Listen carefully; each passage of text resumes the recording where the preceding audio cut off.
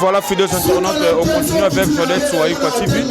Bonsoir, Papa Gingombe. Bonsoir, bonsoir. Tout le monde est présent nayo awana na libala ya moko ya collègue nayo maman Bijou la reine.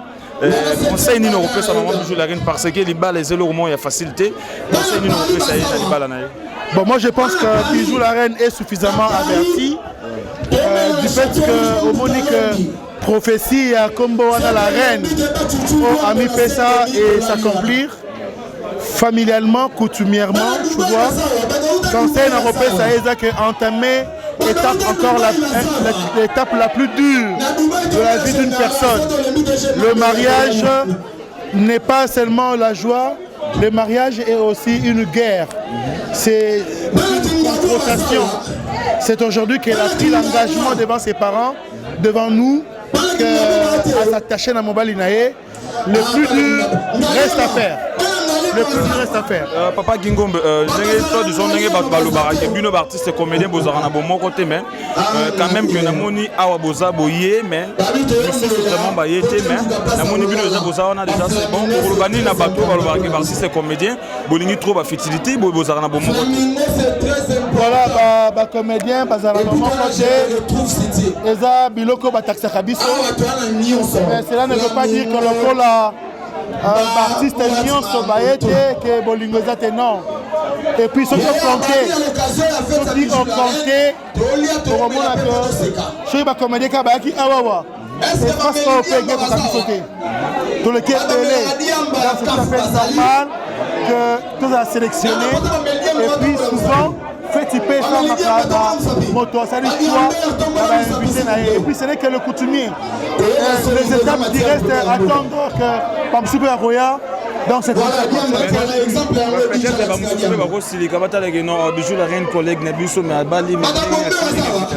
non, je pense que personne n'a possibilité. Personne n'a le droit de possibilité. Personne n'a possibilité. Et puis, on ne peut pas appeler tout le monde. Vous comprenez? Mais ce qui est important, c'est de vous informer, vous qui nous suivez, que la majorité de tous les comédiens sont tellement contents du fait que notre très cher Bijou la reine du Cameroun à Bali et Azo continuer Kobala assis à mon comme il se doit. Voilà. Ça c'est le mariage coutumier. Merci beaucoup. C'est moi qui vous remercie en tout cas. Bonne fête. Merci beaucoup. Bonsoir maman de la paix. Merci maman comme ça. En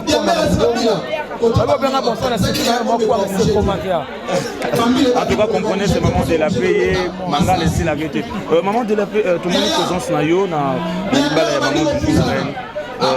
Conseil européen sa maman Bijou la reine. En tant que femme, il va laisser le facilité de poser déjà marié. Oui, déjà il va la ça là. On a Saka Bijou la reine.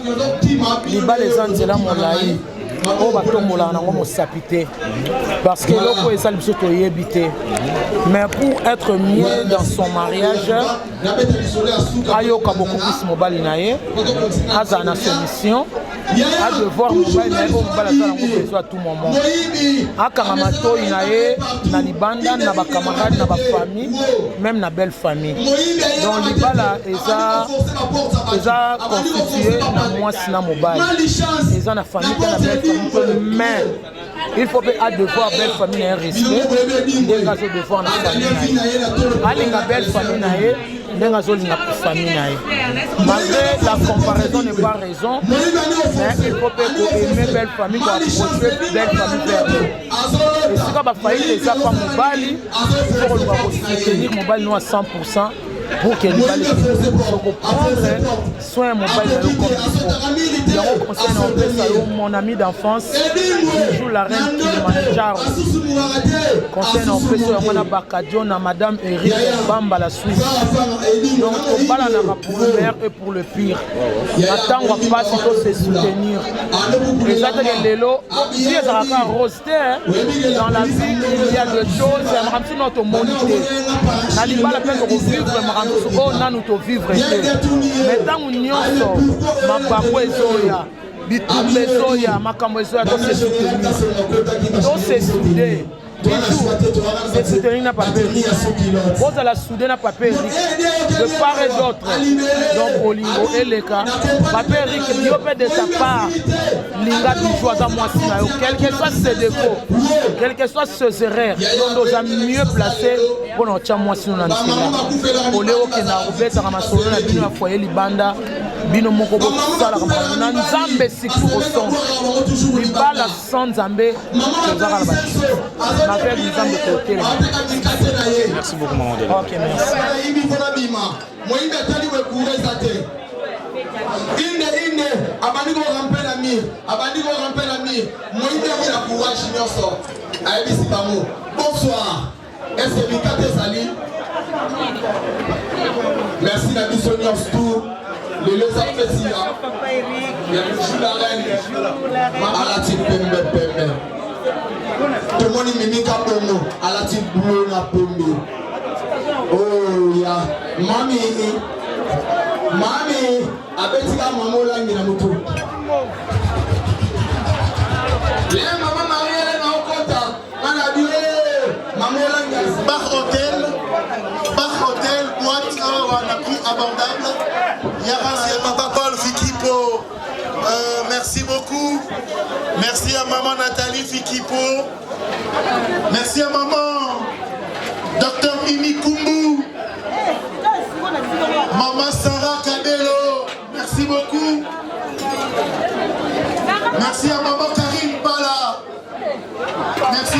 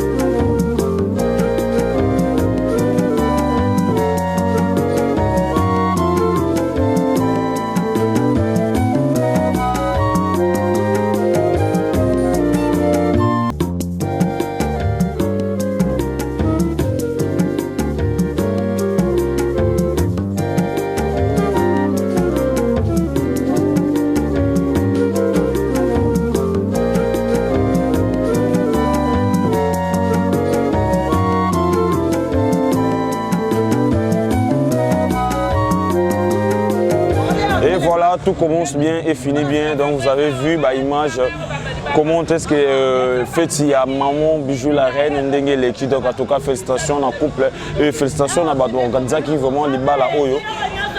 Tout a zongi vraiment à sepeli, allié, amélie, ndenge zalara na ba fête. Donc en tout cas merci beaucoup à maman Jodette Ouayi quoi la patronne molonga ni ya monsieur Bob Ouayi quoi balobile que mon kondaza mon kondi Viviane Bondo. Ma grande sœur, respect. Sans oublier encore de plus mon ami de tous les temps, Salomon Boyo. En tout cas, beau s'abonner encore massivement dans Jodette Soyez quoi TV. Bilou mon tout le monde à l'Ibala, il y a vie Eric, non, maman Bijou la reine. En tout cas, Boyone Zalara. Boyone Zalara, beau continent, Zababa Telabino, beau que de plus loin, beau Simba Banzete, beau mon abana, beau mon petit-fils, Nabino, Nenge Zalara. C'est bien votre humble serviteur, beau, Lubanga, mon qui tambo ya tongo, mon qui tambo ya tongo, ton avoir mon qui tambo ya tongo, dans un monde à vie, dans Gitambo, la team non-stop de Gitambo, garçon swag, garçon là, t'as bien toujours. Philippe le genre d'aba play, Tisha Chaloko dans ça ramené nakati la team de Go Gardon, la team de Watt dans ça ramené na bina kitoko wana. Salon Ligue des Champions na ka Babylon so ngba kato su kitoko. Kene na salon Ligue des Champions, bino bana poto boyarakin na ka Babylon na Gitambo. Merci na David no katina su kitoko bon. En tout cas, to kutani mikolo ezali ko ya. Restez toujours branchés et restez toujours fidèles. Aimez, partagez et commentez. Je vous dis bisous, bye.